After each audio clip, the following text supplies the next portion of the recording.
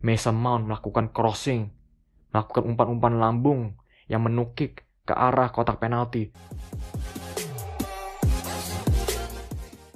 Dari Eric Cantona ke David Beckham dan ke Cristiano Ronaldo, ketiga pemain legendaris ini memakai jersey nomor 7 di Manchester United. Dan sekarang Mason Mount lah yang akan memakai nomor 7 tersebut. Ini adalah suatu kebanggaan besar untuk bisa memakai jersey warna merah dengan nomor punggung nomor 7. Ini juga suatu pernyataan dari Ten Hag.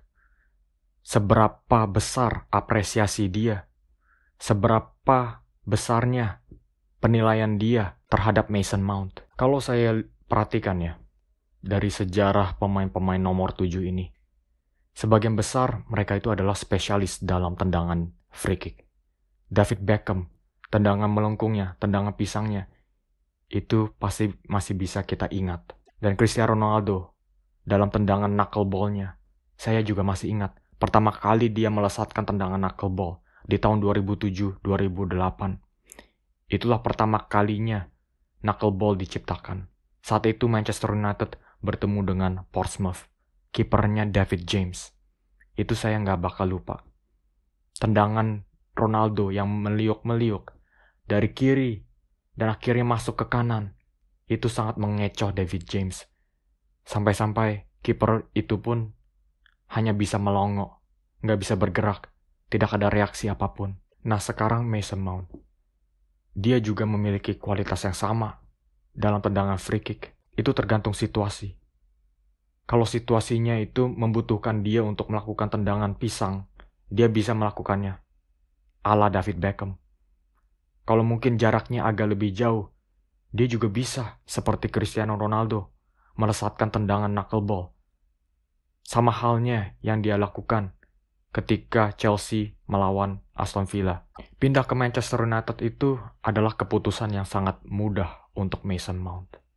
Bisa datang ke Old Trafford untuk bisa melihat logo klub Manchester United, setan merah.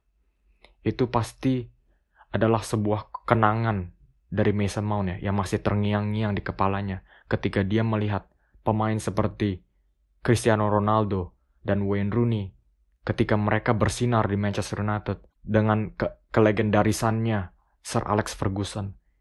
Ini pasti akan terngiang-ngiang di kepalanya Mason Mount bahwa Manchester United itu adalah klub yang sangat bersejarah. Mason Mount, kalau dia memutuskan untuk bertahan di Chelsea, saya yakin Pochettino itu akan menemukan posisi yang khusus untuk Mason Mount. Dia akan menemukan peran yang penting untuk Mason Mount. Karena Pochettino dan Mason Mount itu sangat cocok dalam segi gaya bermain. Tapi masalahnya Mason Mount dengan Chelsea itu berada di kontraknya. Dia merasa dia adalah pemain yang penting untuk Chelsea. Tapi dia juga merasa tidak dihargai oleh Chelsea. Di tahun 2022, Todd Boehly ingin memperpanjang kontraknya Mason Mount. Saat itu gajinya Mason Mount hanya 100.000 pounds per week. Dan Chelsea menawarkan gaji hampir 200.000 pounds. Ini angka yang lumayan besar untuk Mount.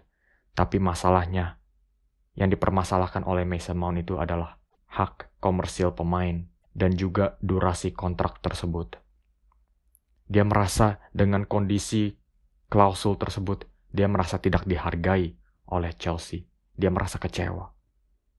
Nah, ketika Chelsea dan Mason Mount berada di jalan buntu seperti ini, datanglah proyek Manchester United dengan proyeknya Erik ten Hag, dengan visi dan misinya, dan juga dengan prestisi Manchester United sebagai klub bersejarah. Ini adalah suatu keputusan yang sangat mudah untuk Mason Mount. Dan gak cuma itu, Erik ten Hag dan Manchester United juga menawarkan tawaran 250.000 per minggunya. Gaji itu untuk Mason Mount. Angka yang jauh lebih besar daripada angka yang ditawarkan oleh Chelsea. Ini adalah suatu pernyataan bahwa Erik ten Hag itu sangat menginginkan Mason Mount, lebih dari klub manapun juga, lebih dari Chelsea. Erik ten Hag sudah membuat pernyataan bahwa dia ingin melihat Mason Mount bersinar di Manchester United di bawah arahan Erik ten Hag. Nah, ini mungkin agak sedikit mengherankan buat saya ya. Kenapa ada beberapa pengamat sepak bola yang merasa Mason Mount itu adalah pemain yang biasa-biasa aja, bukan pemain yang spesial. Tapi kalau kita lihat dari daftar manajer-manajer yang sangat menyukai Mason Mount, dari Frank Lampard, ke Thomas Tuchel, ke Pochettino, sekarang ke Erik ten Hag, Jurgen Klopp juga diisukan sangat tertarik dengan Mason Mount. Arteta, kalau dia ditawarkan Mason Mount di Arsenal, saya yakin dia nggak bakal tolak. Dan Pochettino juga bersikeras bahwa Mount itu adalah pemain penting buat Chelsea. Kenapa?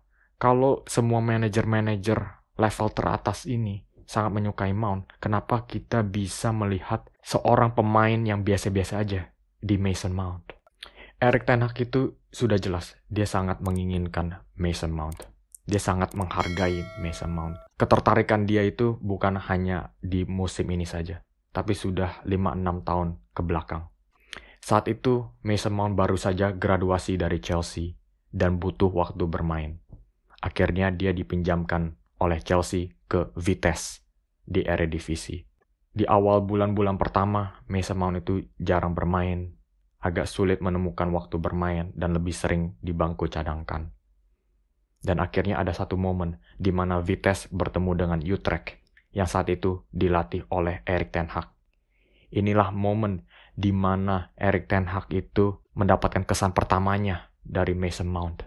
Inilah sebuah momen awal dari hubungan Erik ten Hag dan Mason Mount. Saat itu Utrecht unggul 1-0 dan Vitesse harus mengejar ketinggalannya. Dan di menit ke-74, Vitesse memasukkan Mason Mount dari bangku cadangan. Mason Mount masih belum menyentuh bola sama sekali. Dia lari ke arah kotak penalti dan menerima crossing dari sayap kanan. Dan dengan sentuhan pertamanya, dia berhasil menyamakan kedudukan. Itulah kesan pertamanya Erik ten Hag. Dan sejak itu, perkembangan Mason Mount melesat. Dia mencetak 14 gol dan 10 assist bersama Vitesse di debut musim pertamanya di Eredivisie. Dan setelah musim berakhir, Erik ten Hag pun pindah ke Ajax. Dan dia minta Ajax untuk mencoba memboyong Mason Mount sebagai pemain pinjaman. Yang akhirnya Mason Mount tolak untuk bisa bergabung dengan Derby County. Jadi itulah sejarah Mason Mount dan ten Hag. Itulah seberapa lamanya ketertarikan Erik ten Hag kepada Mason Mount. Ini juga mungkin salah satu alasan kenapa Mason Mount itu sangat mudah untuk pindah dari Chelsea ke Manchester United.